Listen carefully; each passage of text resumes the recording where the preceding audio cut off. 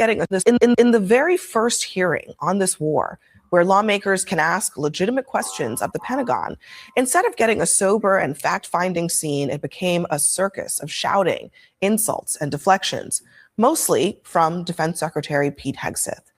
And in one instance, like he's done with the press, he's questioning the patriotism of anyone who dares to ask questions about the war, or anyone who criticizes it. The biggest challenge, the biggest adversary we face at this point are the reckless, feckless, and defeatist words of congressional Democrats and some Republicans. The president has got himself and America stuck in the quagmire of another war in the Middle East. He's desperately trying to extricate himself from his own mistakes. My generation served in a quagmire in Iraq and Afghanistan. The way you stain the troops when you tell them 2 months in, Congressman, you should know better. Shame on you. Calling this a quagmire 2 months in. The effort, what they've undertaken, what they've succeeded, the success on the battlefield that could create strategic opportunities, the courage of a president to confront a nuclear Iran, and you call it a quagmire, handing propaganda to our enemies. Shame on you for that statement. And statements like that are reckless to our troops. Don't say I support the troops on one hand, and then a 2-month mission. See, and this is what kills me, is that it's not about us not supporting the troops, is that we just don't support Hegseth's leadership. Like, we think that you guys got into this war on a mistake, on misinformation, and you guys are seeing that. Actually, the whole world is seeing it. We're not seeing any real results, and we're not blaming our troops. We're blaming the leadership, aka Hegseth and the generals. So I hate how they're trying to mix the troops in as we're trying to insult the troops. Well, no, we're really insulting military leadership and also Donald Trump as well, on why the hell are we in this war that we have not bear any good fruits in? Like, none at all. Is a quagmire. I'm sorry, but to sit there, if you're trying to say it's un-American to call that out, then honestly, you're just trying to hide the truth of this war. You just don't want to hear it. And all you want to hear is how we're just kicking their teeth in, when that's just not the reality. Cheering for here? Who are you pulling for? Our troops are doing incredible work.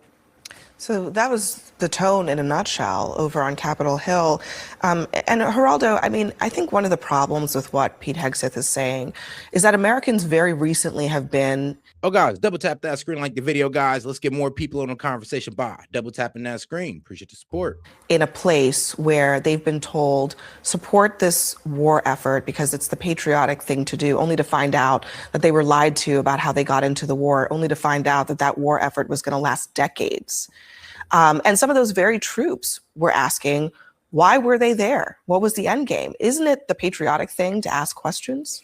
Well, yes, unless you're in uniform in combat and it's a violation of your of the chain of command. I think that with Pete's case, the frustration comes because people were saying that the War Powers Act and the various congressional resolutions over the years indicated very strongly that the president of the United States had the ability, the constitutional right to be commander-in-chief of our armed forces and to wage a conflict like this if he felt it necessary or he or she feels it necessary for the national the defense of the country. So I don't think that what Pete did, aside from being maybe overwrought in his dramatic presentation, playing Othello there, just kind of silly maybe, but there's real tension though between the commander-in-chief of the armed forces of the United States and the Congress, which has the constitutional right to declare war. So you have this tension constantly. Yeah. And Pete mentioned Afghanistan and Vietnam and Iraq, and yes, it is quagmire in the modern day because we don't do total war anymore. But his frustration, I think, is real over the fact that he feels in that setting, in the setting of Congress, that he's among enemies, not friends.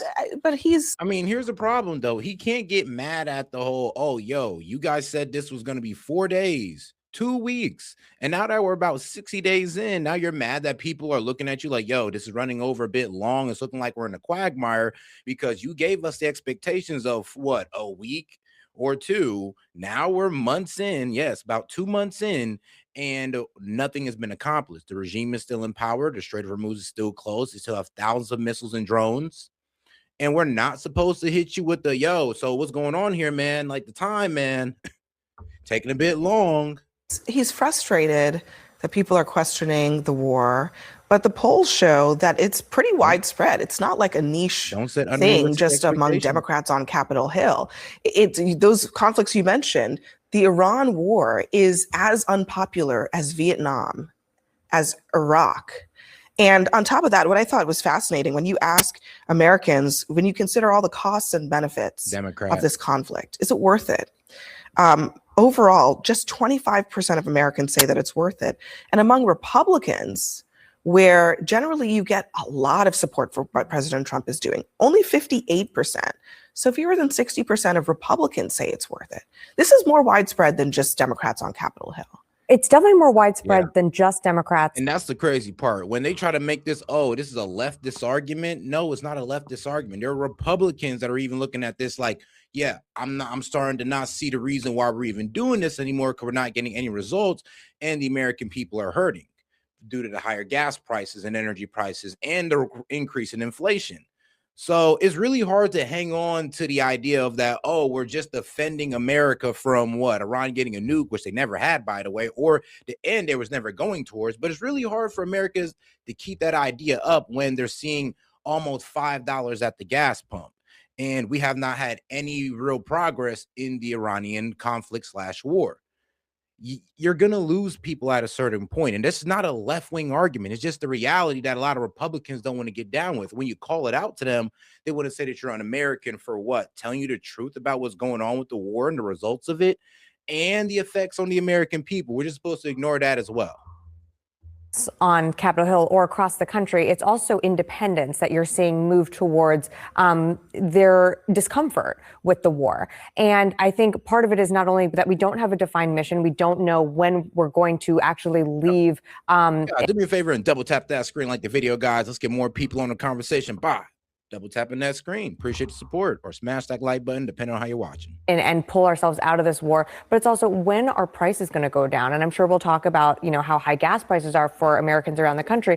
But I think that is sitting very uncomfortably with people as they go to the pump. I mean, that is something that you can see every single day ticking upwards. And the fact that someone is driving by their gas station every single day and seeing that number continue to rise and rise. And you're wondering from this administration when we're going to get clarity about when this ends, and they still can't give it. I think that's why you're seeing the polling sink for Republicans, and particularly Donald Trump, because people are placing blame on him for not laying out the case for why we went in the first place to Iran, but also— Hey guys, man, we got like 100 of y'all in here, man. We only got 7 likes. Come on now, let's make sure we are double tapping that screen and liking the video, guys. Let's get those likes up. Understanding when we get out. So I don't know that, you played the clip of Congressman Garamendi questioning Pete Hegseth and saying it's a quagmire. I don't know if we're there yet, but we're certainly at a place where when does this end? Even if the administration likes to play a creative game with the law and interpretation, I don't think we have an understanding of how this ends and when. I mean, Pete, is it smart for them to say that anybody who criticizes what they're doing in Iran is unpatriotic? Is that a smart political strategy? Well, there is a line between asking questions and oversight on the part. It's like, I'm gonna be real with you. MAGA is starting to become the new leftists. Y'all are starting to sound like Democrats. Oh, if you criticize the economy, what are you, MAGA? If you criticize Biden's age and his mental cognitive, what are you, MAGA? Y'all doing the same thing that the leftists did. Anybody who criticized this war, what are you, a Democrat, a leftist? Like, you guys are turning into them. You're refusing debate and you're just resorting to name calling. You're refusing debate and you're just going to put them on the other side. You guys are turning into leftists, and it's crazy how y'all don't see that at this point, because you're refusing to debate. Instead, you're just going to, oh, you're an American. Oh, you're on the other side. And the funny thing is, I'm a conservative. I'm on y'all's side. And due to the way I've been speaking about this war, you probably think I'm a leftist, but no, I'm not. I just see how this war hasn't given the American people anything, and we haven't gotten any real progress anywhere. But all right, let's keep it going. Of Congress and the legislative branch, and these Democrat members of Congress calling it a quagmire, calling it a destructive and disastrous war, saying that it is a forever war. Within hours, within days of this conflict starting, they were already saying it was a forever war. So I understand Secretary Hegseth's frustration at some of the rhetoric that is being used. questions can be genuine. They can get to the bottom of what's happening, but they're sitting there making it a partisan spectacle. And look, he's not perfect either. The Secretary of Defense got defensive and personal in some of his responses. Yeah, because no real progress is being made. And somebody said in the chat, oh, real progress is being made. No, it's not. Is the regime still in power? Yes, they still have thousands of missiles and drones. Yeah, according to our own intelligence in the DIA, which is the Defense Intelligence Agency, CIA wing of the Pentagon is telling us that, yeah, they still got a naval force. They're using it to close the Strait of Hormuz. Sure, we decimated their air force, but they still got their air defense missiles. So that hasn't been taken care of. I'm sorry. What's been accomplished? If anything, we added something to the to-do list, which was opening the Strait of Hormuz since we popped off this war. And a lot of people want to sit here and say, oh, we're taking care of something that needed to be done. I'm sorry, but we needed to get back into the JCPOA or a stricter version of the JCPOA with Iran, not go into full-fledged war over a nuke that they don't have, over a weapons program that they don't have. This is ridiculous.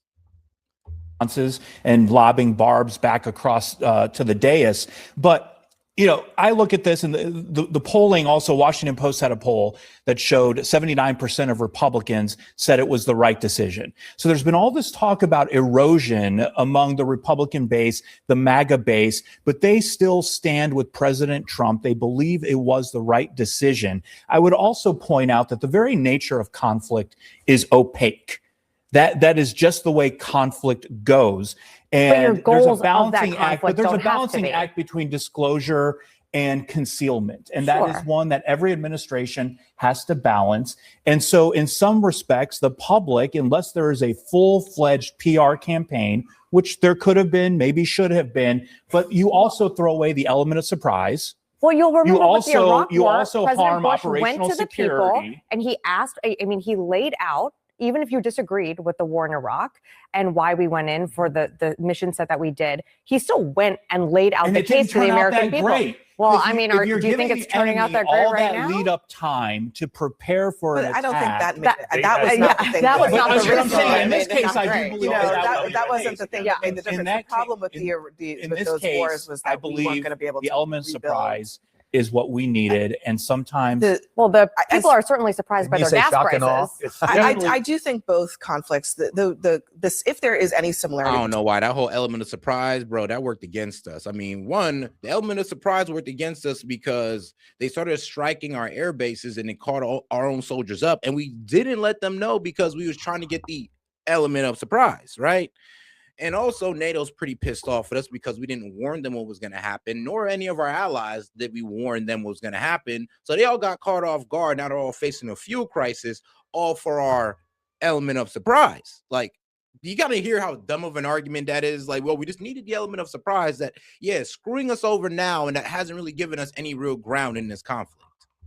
But we needed the element of surprise. Between both conflicts. It's in that the objective, which in the case of Iraq was nation building, which could not be achieved. And the objective here, which in the case of Iran is sort of a rehabilitation of the nation, perhaps. They have no nuclear weapons. They stopped funding terrorism. It's unclear if that's going to be achieved either. That's the only similarities between the two. The greatest things. similarity is that both of these conflicts were built on lies. We had a functioning nuclear deal with Iran. Barack Obama is probably the first person to ever earn his Nobel Peace Prize a few years after he got it. But many nations came together to form this nuclear deal with Iran, and our military swore up and down for years. And here's the problem, guys. Here's the problem. The reason why the JCPOA is now considered probably the best deal is because Trump is arguing about their nuclear enrichment and how they're mad that it's at 60%.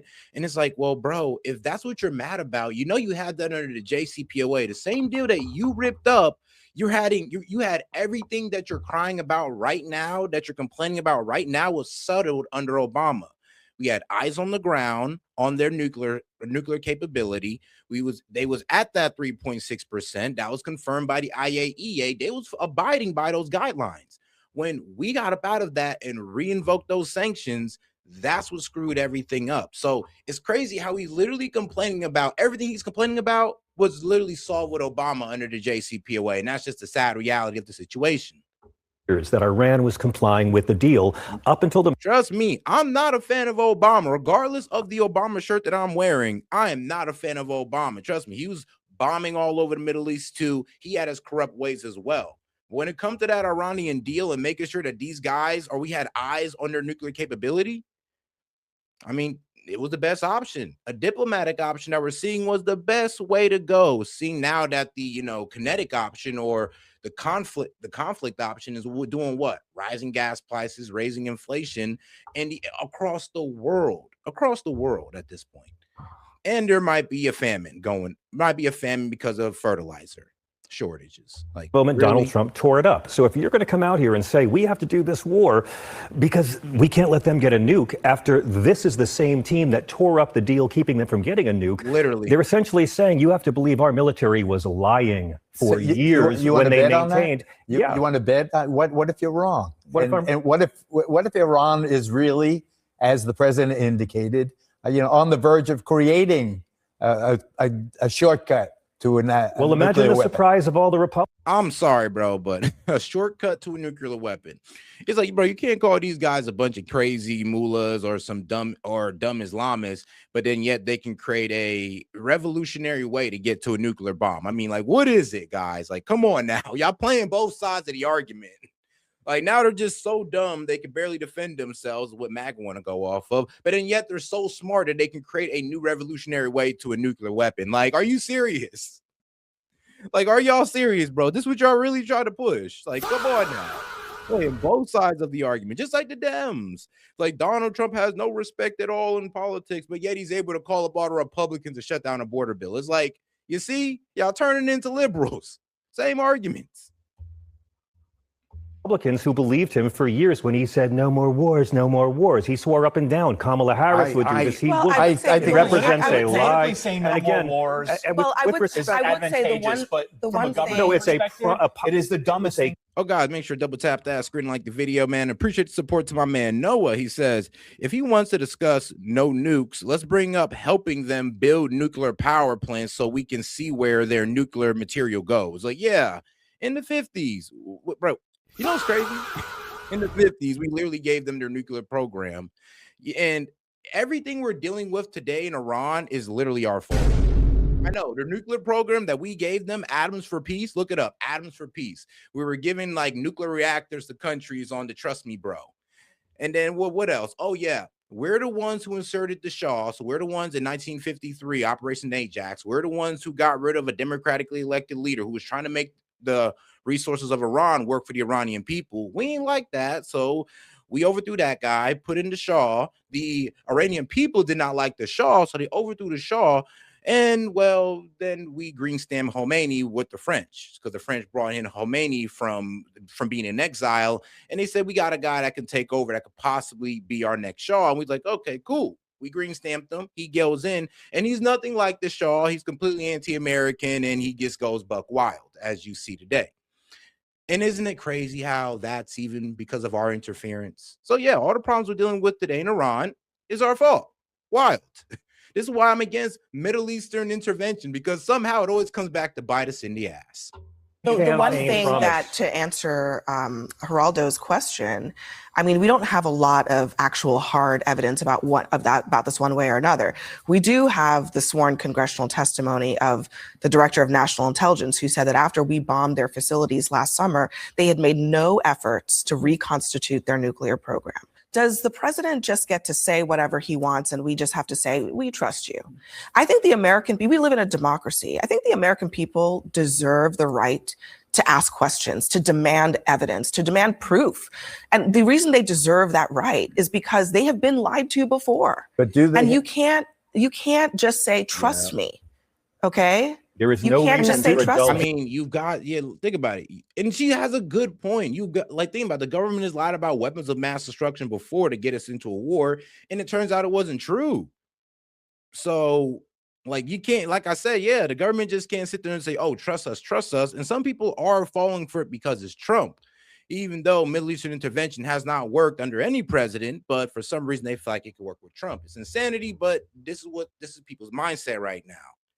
And here's the thing. I don't know why your mindset is like that, because you understand we've been lied to into war before, but because it's Trump, you can't see it. Okay.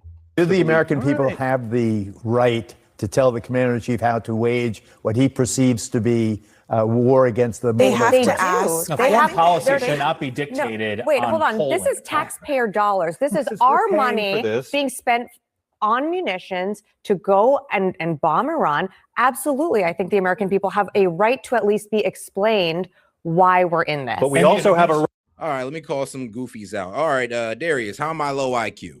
How am I low IQ? Because it sounds like you don't know anything that's really going on, because you can't really explain your argument.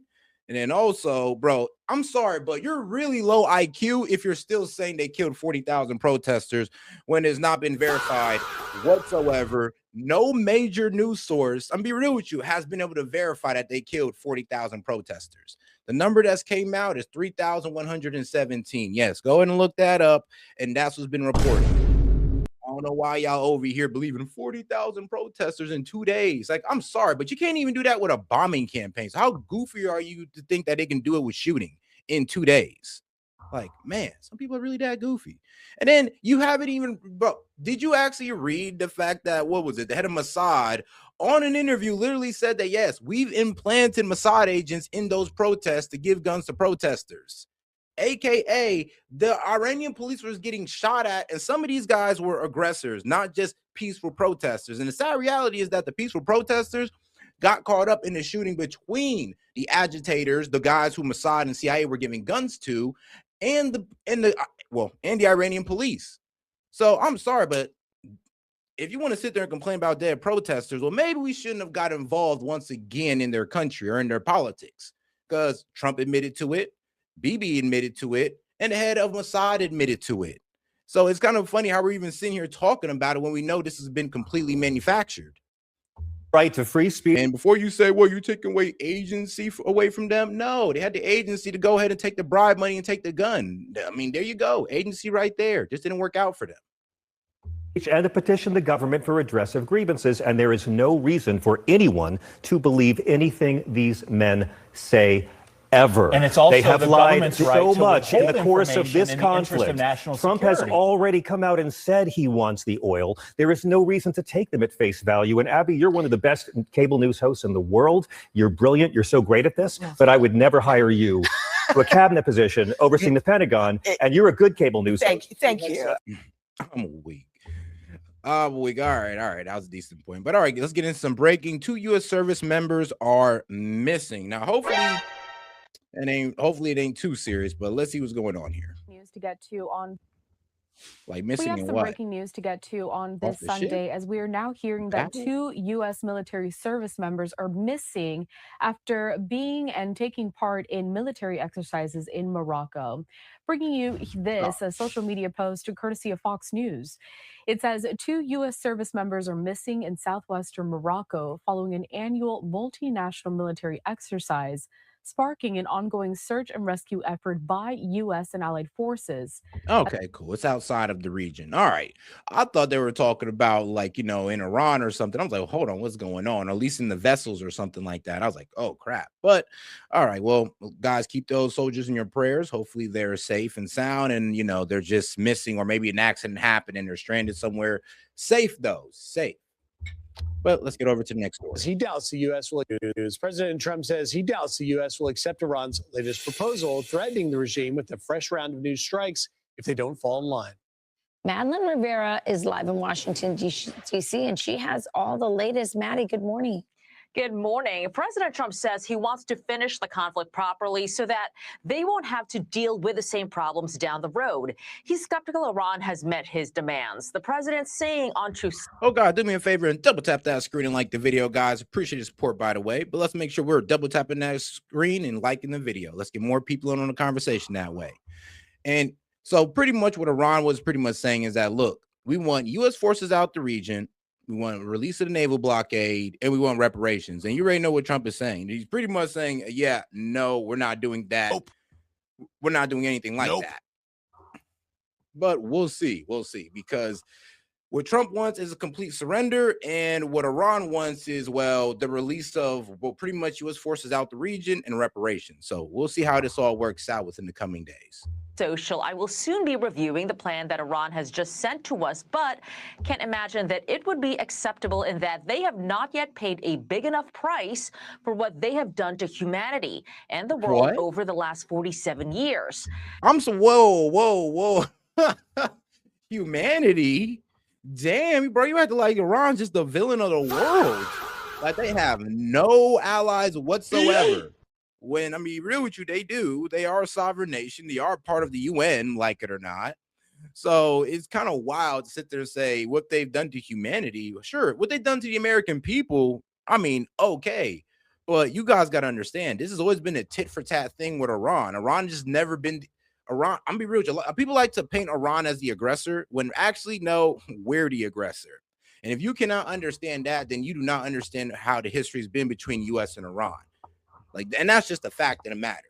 If you're really sitting there thinking that we've been at war with these guys for 47 years, then I'm sorry, but you just don't know what we were doing in the 50s then and how that popped off everything we're dealing with today. Axios reports per sources the plan set a 1-month deadline for negotiations on a deal to reopen the Strait of Hormuz and the U.S. naval blockade and permanently end the war in Iran and in Lebanon. Per the Iranian proposal, only after such a deal is reached, another month of negotiations would be launched to try and reach a deal on the nuclear program, the two sources said. The president is leaving the door open for more strikes if a deal is not reached. If we left right now, it would take them 20 years to rebuild. But we're not leaving right now. We're going to do it so nobody has to go back in 2 years or 5 years. Under what circumstances would you restart military strikes on targets? Well, I don't want to say that. I mean, I can't tell that to a reporter. If they misbehave, if they do something bad, but right now, we'll see. But I'm sorry, hold on, bro. Somebody's being retarded. Yo, Jake Hutz, you're retarded, bro. I'm sorry, but we're talking about modern day. Actually, at least 1950s. You going back to what? The Barbary Pirates is the most retarded argument ever. When people got to go back to the Barbary Pirates, like literally a group of Muslims in a completely different region than Iran, I know you're low-key dumb and you don't know anything about geopolitics. No, dumbass. This started with Operation Ajax in the 50s, where we overthrew a democratically elected, democratically elected leader in place the Shah, who was also an authoritarian, just like the Ayatollah, who also had a secret police, just like the Ayatollah. So it's kind of crazy how the Iranians didn't really get anything different, but we're the ones who put the Shah on them, and they overthrew the Shah for the Ayatollah. And don't you think that they know that we was involved in that? Oh, you also understand that we also funded Saddam and with the Gulf countries to invade Iran as well. So yeah, we pretty much helped fund the Iraq-Iran war. And we also gave, through CIA documents, chemical precursors to help Saddam gas Iranians. So in a war that cost the Iranians 500,000 people, we were supporting the other side on. You don't think they remember that? That's what I'm saying. You're pretty damn ignorant if you really want to bring up the 1800s when the dishonesty popped off for Iran in the 1950s. Like, please, don't be this stupid. Don't be stupid like Jay. It's a possibility that could happen, certainly. Sources tell Fox the head of CENTCOM, Admiral Brad Cooper, met with the president last week to brief him on the Strait of Hormuz blockade and other issues. That fragile ceasefire is currently holding. The White House even telling Congress the deadline for the War Powers Act does not apply because the fighting that began in February has stopped for now. Charlie Mitchell. Thanks, Madeline. Thanks, Maddie. Hey, everyone. Nah, all right. I didn't think Jake was that stupid, but Jake is that stupid. Oh, man. That man said, why does America have 80 support in Iran? You think America has 80% support in Iran while we're bombing them? You think we have 80% support in Iran when we're the reason why they're going through this economic turmoil because of the sanctions that we placed on them? Dog, you are dumb and lost when it comes to this topic, bro. You might just want to stick to what you do at the job, man. This ain't your thing. Like, you are, I'm gonna be real with you, you're brainwashed if you else think that. Bro, what? Hey, yo. Like, bro, I'm gonna celebrate the country that's the reason why I can't afford anything. I'm gonna celebrate the country that's bombing me. Hip, hip, hooray, bro. Oh, my goodness. Oh, that's hilarious. Okay, bro. Its third month. So the war with Iran has entered its third month. And while a shaky ceasefire holds, diplomatic efforts between the U.S. and Iran look like they're at an impasse. Last night, President Trump posted on Truth Social that he would soon be reviewing the new peace proposal sent by Iran, but that he could not, quote, imagine that it would be acceptable in that they have not yet paid a big enough price for what they have done to humanity and the world over the last 47 years, unquote. The Strait of Hormuz remains a central flashpoint in the conflict, with both sides blockading the crucial trade route, choking the global economy. Sorry, Jake. Sorry, Jake. You're just too dumb to be in this chat. I'm sorry. You're just too dumb to be in the chat, bro. You might just want to sit on your fingers for a little bit. The price of oil has. But guys, make sure to double tap that screen and like the video, guys. And if you have any question, comment, jokes, or disagreements, or just want to support the show, feel free to super chat it in, or you can go ahead and send in a GIF, or you can say something, you know, dumb in the chat, and I'll just roast you for it. But like I said, I don't think that's the attention that you want.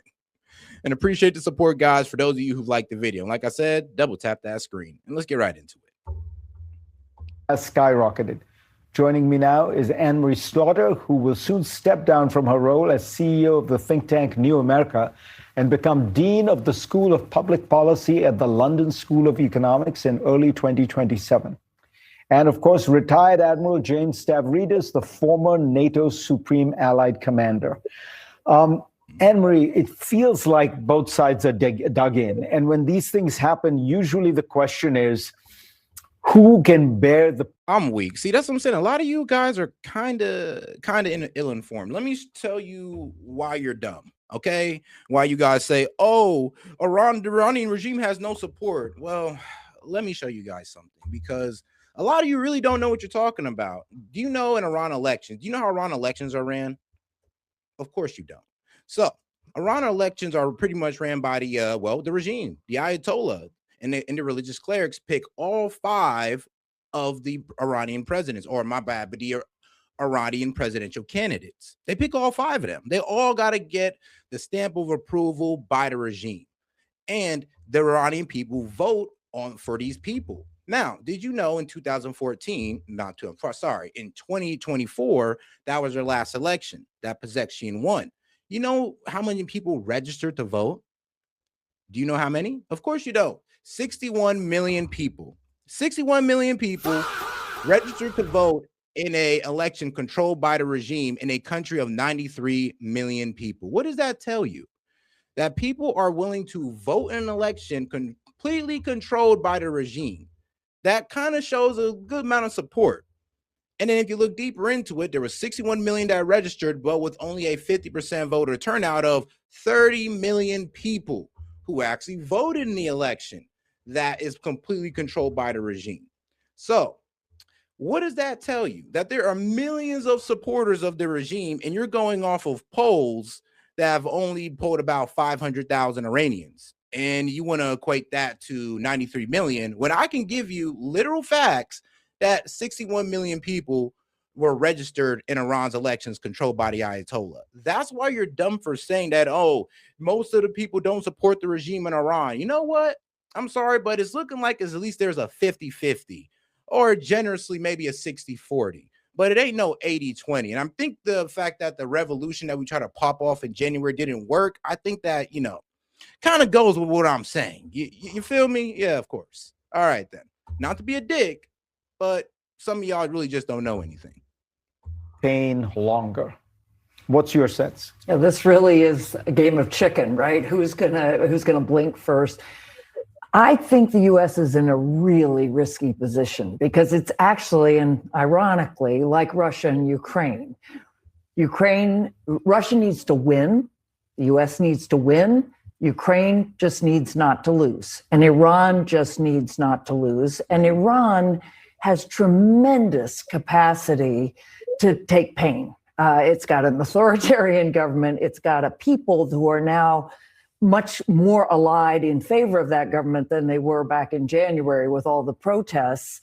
And it is the little guy against the big guy. This is, you know, the U.S. has been here before, like Vietnam or Afghanistan. I really think the U.S. is more likely to blink first than Iran. And to add to that, like Russia, Ukraine, for the little guy, it's existential. Exactly. For the superpower, it's one of many things exactly. going on. Jim, when you look at the naval blockade, how easy is it for the United States to keep this going indefinitely? How is there a path for Iran to get some of its oil out? They've been talking about hugging the coastline and getting the oil out that way. What is your sense?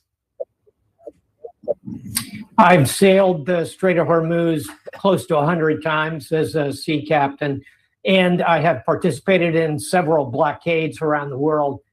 My conclusion is blockades are inherently very difficult to maintain. This is 1,000 miles plus of coastline that we're blockading. It's an act of war, by the way. And there's always going to be leaks. So yeah, it is. And that's why the whole what Pete Hegseth was saying, what you mean the ceasefire? I mean, we get to turn back the clock. So that means we still got a good 2 weeks to go.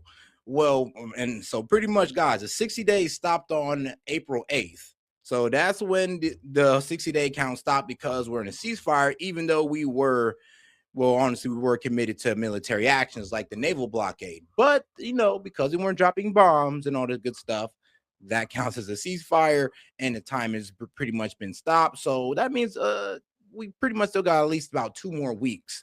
Well, actually, if on the 8th, no, we still got about 3 more weeks of being able to, carry out operations in Iran.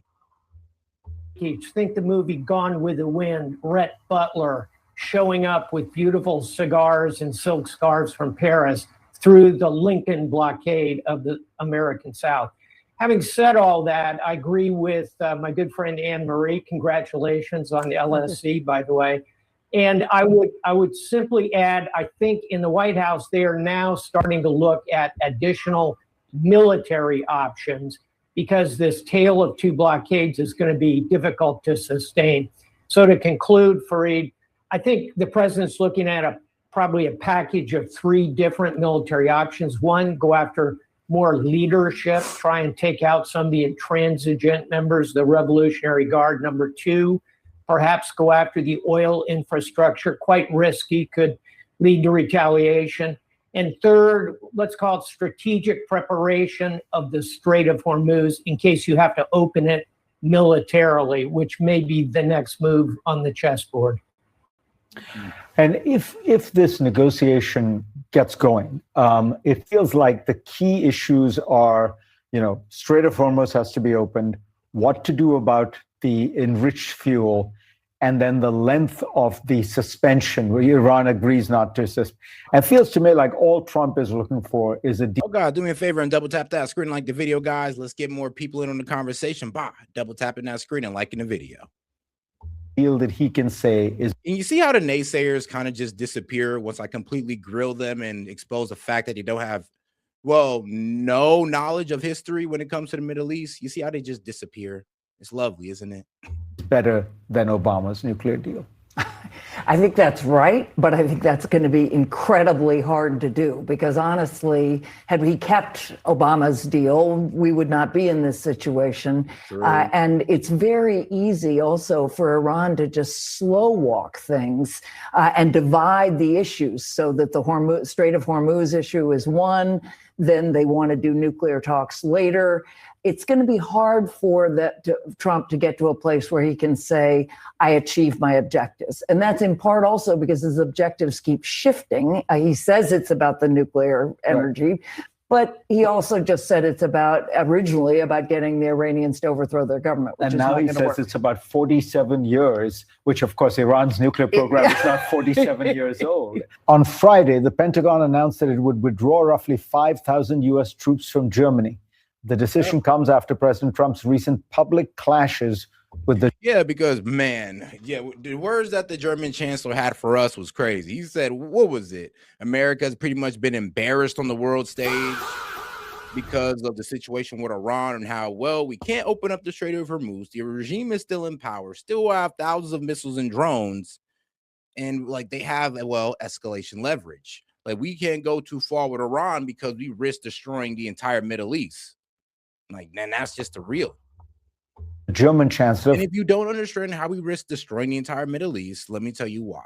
because if we start committing to bombing power plants and bridges, then Iran's going to commit to destroying power plants and water desalination centers throughout the Middle East. And then we're all screwed. Friedrich Merz over the German leader's criticism of the U.S. war with Iran.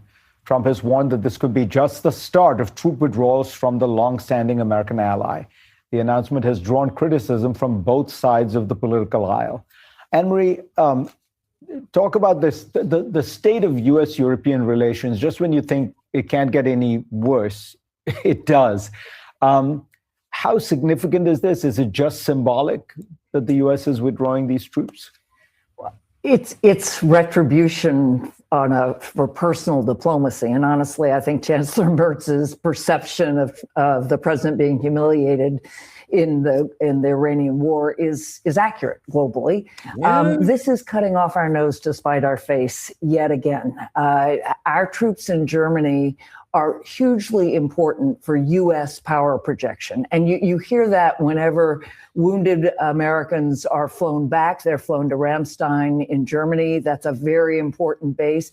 But also, we not only run our European operations and everything in Ukraine from Germany, we also run our African operations. AFRICOM is headquartered in Germany. So it's 5,000 troops is symbolic, but to the extent this is going to be the administration's reaction to Europeans not liking what he's doing, we're hurting ourselves more than anything else. And it's unusual. I mean, the Europeans criticize the Viet. You know, the worst part about this is the fact that, everybody could read what's coming out of our intelligence. When we sit there and we say we destroyed 90% of their Navy, but our intelligence come out and say, actually, 60% of their Navy is still operational. When we sit there and we say, oh, we destroyed most of their missile launching capability, but our own intelligence say, actually, they still have a lot of underground, missile silos that they can launch from. Yes, they can launch missiles out of mountain, guys. So, yeah, this is what our intelligence is telling us. So this is why he's saying that, we're getting embarrassed on the world stage because, one, we walked into a war where we didn't even know all of Iran's capabilities. We're getting surprised by miniature submarines, kamikaze drones. Bro, what else? Oh, yeah, they all of a sudden popped off a rocket that can go 2,000 miles in distance. Like, really? So that's one of the mistakes right there. We didn't even really know the full capability of Iran. And then now we're over here. I would hope that our leadership wasn't surprised by this, but Trump announced that he was surprised by the fact that they closed the Strait of Hormuz when that was always an economic switch that they could pull off. And I would just say Iran didn't really need a nuke. They could just close the Strait of Hormuz, and that's going to be like an economic nuke to the world.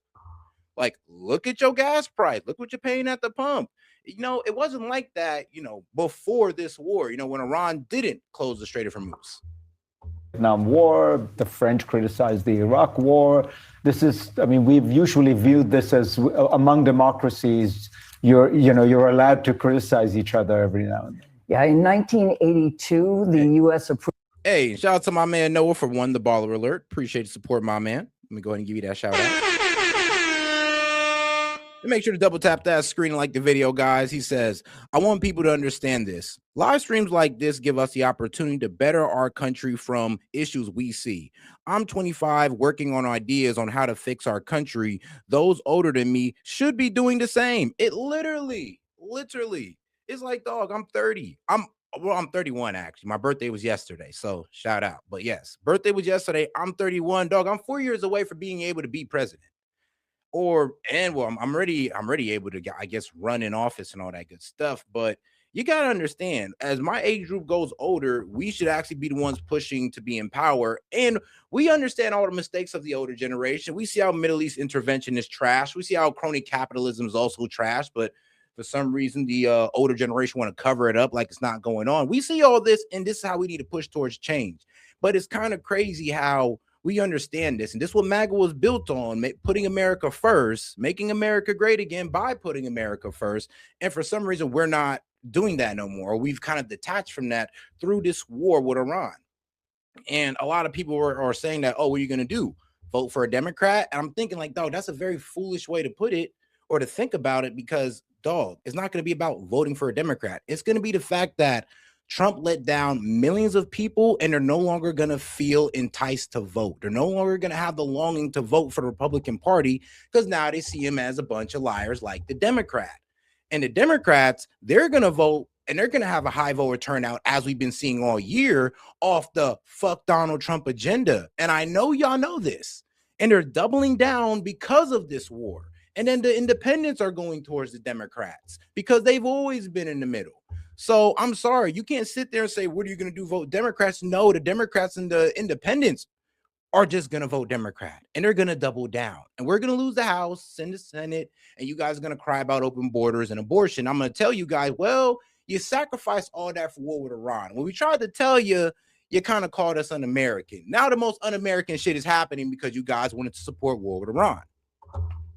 So when it happens, I mean, you reconcile it with yourself. Don't blame the Dems, blame the Republicans. Approval rating in Germany was 4% because of the fight over the intermediate nuclear forces.